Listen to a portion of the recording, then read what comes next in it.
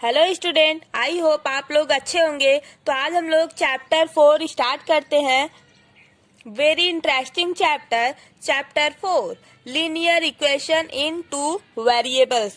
तो यहाँ पर हम आज आप लोगों को बताएंगे लीनियर इक्वेशन इन टू वेरिएबल्स क्या होता है। इसके पहले हम लोग बताएंगे एक छोटा सा टॉपिक है इसी का, linear equation in one variable.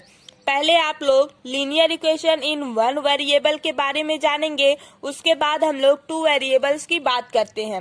Okay, तो यहाँ पर हम लोग लिखेंगे linear equation in one variable. जैसा कि ये चैप्टर बहुत ज़्यादा इंटरेस्टिंग है, अगर आप लोग अच्छे से पढ़ेंगे तो सारी बातें समझ में आएंगी। Linear equation in one variable, पहले तो हम लोग वन वेरिएबल के बारे में जानेंगे। जैसा कि वन वेरिएबल्स मीन्स होता क्या है, इसमें x जो है वो क्या होता है, वेरिएबल होता है। x जो होता है वो वेरिएबल होता है। y, अब यहाँ पे आप लोग थोड़ा सा ध्यान से सुनिए, या तो आप लोग लिख लीजिए, नहीं तो बस समझिए। देखिए, a equation of the form ax plus B equal to 0। अब यहीं पर देखिए आपका ax प्लस बी, ये जो है ax plus B equal to 0, यही मेनली वन वेरिएबल्स है। एक बार आप लोग फिर से सुनिए, an equation of the form ax plus B equal to 0 where a is not equal to 0 and b are real number and x is a variable। x जो है वेरिएबल रहेगा और a अगर हम लोग 0 कर देंगे तो x भी 0 हो जाएगा। होगा कि नहीं? अरे भाई, जैसे 0 है तो 0 का मल्टीप्लाई कोई कितना भी बड़ा है, अगर हम लोग 0 का मल्टीप्लाई उससे कर देते हैं तो 0 होगा कि नहीं होगा? होगा, होगा ना। तो ये 0 हो जाएगा, तो इसमें वेरिएबल कहाँ बचा? वेरिएबल मीन्स ये ए बी है तो ये रियल होगा, ए बी जो होगा वो रियल होगा, एक्स जो है वो आपका वेरिएबल्स है। यहाँ पर एक एक्स है तो ये आपका वेरिएबल है, राइट। अगर यहीं पे A X plus B Y plus C दिया होता तो क्या होता? तो ये आपका टू वेरिएबल्स हो जाता। ओके, तो यहाँ पर अभी हम लोग जानेंगे क्या linear equation in one variable means A X plus B equal to 0। यहाँ पर ए और बी जो है वो रियल नंबर रहेगा और एक्स क्या रहेगा? एक्स आपका वेरिएबल है, राइट। अब यहाँ पे इसी को हम लोग बोलते हैं कि linear equation in one variable है। जैसे फॉर एग्जाम्पल हम यहाँ पे ले लेते हैं x प्लस 4। अब यहाँ पर x जो है, a जो है यहाँ पे क्या हुआ? 1 हुआ, b जो है 4 हुआ, x क्या है? x जो है वन वेरिएबल है। अगर यहाँ पे कोई बोल दे 0 प्लस 1 इक्वल टू 0, क्या ये वेरिएबल है? नहीं है। क्यों? क्योंकि यहाँ पे बोला है a is not equal to 0। यहाँ पे हम लोग a जो है 0 कर दिए हैं तो ये जो है वेरिएबल नहीं है, ये वाला जो है आपका वेरिएबल है, राइट। इसमें से एक नंबर का क्वेश्चन भी पुट अप होता है कि चूज करना पड़ता है आप लोगों को वन वेरिएबल कौन सा है। तो ऐसे आपको इक्वेशन मिलेगा यहाँ पर और दे देगा, जैसे x plus 3y equal to 8 कर लो, तो x प्लस 3y माइनस 8, ये 8 है ना, इक्वल टू 0। अब यहाँ पे x plus 3y minus 8 equal to 0, तो x जो है आपका फर्स्ट वेरिएबल हुआ, लेकिन यहाँ पे y आ गया। y आते ही ये आपका कौन सा वेरिएबल हो जाएगा? Second variable.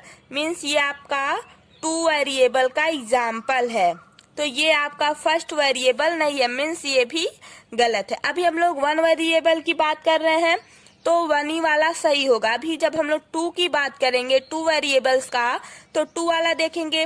तो यहाँ पर एक एग्जाम्पल और लेते हैं, x minus 5 equal to 2, right. अगर आपको ऐसे दिया है तो इसको आप लोग पहले सॉल्व करेंगे।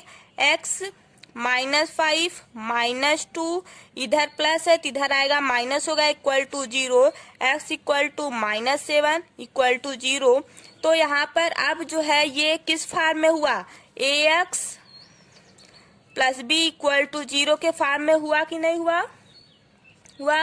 तो यहाँ से हम लोग बोल सकते हैं, यहाँ पे हम लोग बोल सकते हैं कि यह जो है वन वेरिएबल है, मीन्स यहाँ पे x है, तो ये जो x आया इसकी वजह से यह जो है वन वेरिएबल है।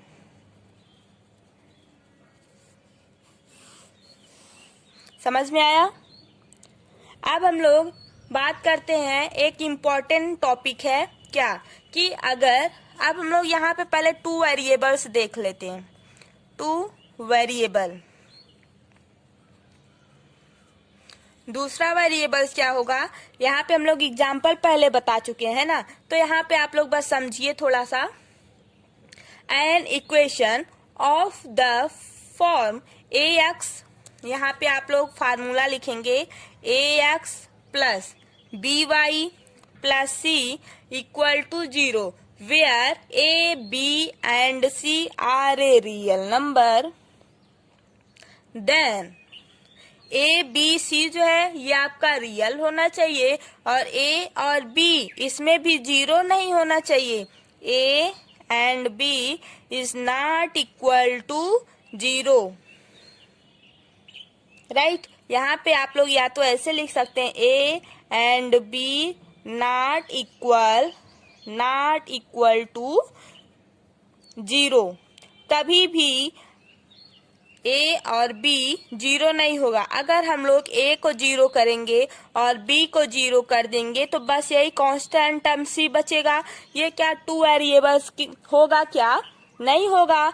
इसलिए हम लोग a को और b को 0 नहीं होने देंगे। अगर a और b 0 हुआ तो ये वेरिएबल्स नहीं होगा। फॉर एग्जाम्पल, यहाँ पर हम लोग एग्जाम्पल लेते हैं क्या, जैसे यहाँ पे 2x plus Y plus 6 equal to 0, तो 2x plus Y plus 6 equal to 0 हुआ।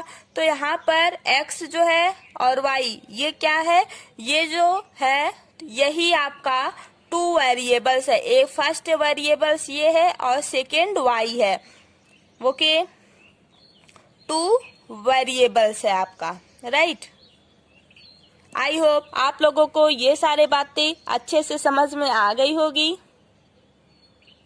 जिसको नहीं समझ में आया है वो कमेंट करके बताएगा। और वैसे तो एक बार जब आप लोग वीडियो देख लीजिएगा, अगर नहीं समझ में आया फिर दोबारा देखिएगा, अच्छे से हर एक बात आपको समझ में आ जाएगा, क्योंकि बहुत इजी तरीके से हम आपको बताए हैं, okay.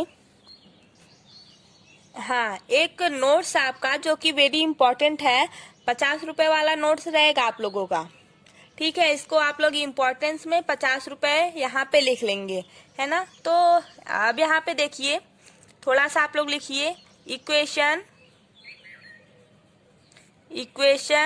Of the X axis is, यहाँ पे आप लोग थोड़ा सा समझिए। यहाँ पे पहले हम लोग लिख लेते हैं, equation of the y axis.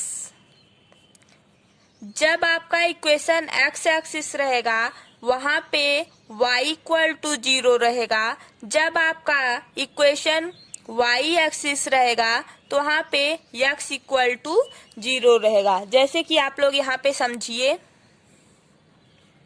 ये आपका x एक्सिस होता है और ये आपका y एक्सिस होता है, राइट। तो यहाँ पर जब हम लोग बोलेंगे x एक्सिस तो यहाँ पर बस x वाली लाइन है, जो ये x वाली लाइन है, क्या यहाँ पर y लाइन है क्या, नहीं है। तो यहाँ पे y इक्वल टू 0 होगा। यहाँ पे y एक्सिस जब हम लोग बोलेंगे, y एक्सिस बोलेंगे तो यहाँ पे x है क्या, नहीं है। तो यहाँ पे x इक्वल टू 0 रहेगा, है ना। तो इसलिए हम लोग equation of the X axis is y equal to 0, equation of the y axis x equal to 0। जब x एक्सिस होगा तो y 0 होगा, जब y एक्सिस होगा तो x 0 होगा। आई होप आप लोगों को सब अच्छे से समझ में आ गया होगा। कोई भी प्रॉब्लम है तो आप कमेंट करके हमसे पूछ सकते हैं, ओके। और हाँ, एक इम्पॉर्टेंट बात आपको बताना है, क्लास 10th में अगर आपके रिलेशन में कोई है तो उसके लिए हम क्लास 10th का math chapter wise important question आपको बताए हैं। वो बहुत ज़्यादा बेनिफिट करेगा आपके एग्ज़ाम के लिए, और आप लोग अच्छे से उसको सॉल्व करेंगे तो काफ़ी ज़्यादा अच्छा मार्क्स आपका आएगा। और क्लास केमिस्ट्री भी आपको अच्छे से हम पढ़ा चुके हैं। फिजिक्स है तो फिजिक्स का जो इम्पोर्टेंट नोट्स है उसको हम इम्पोर्टेंट नोट्स में मीन्स इम्पोर्टेंट क्वेश्चन जो हर ईयर्स में पूछा गया है वो हम आपको बता चुके हैं। अगर कोई आपके रिलेशन में है तो आप प्लीज़ हमारे वीडियो को लाइक कीजिए, शेयर कीजिए और सब्सक्राइब कीजिए। अगर अभी तक आप हमारे चैनल पर नए हों तो प्लीज़ हमारे चैनल को सब्सक्राइब कीजिए, लाइक कीजिए और शेयर कीजिए।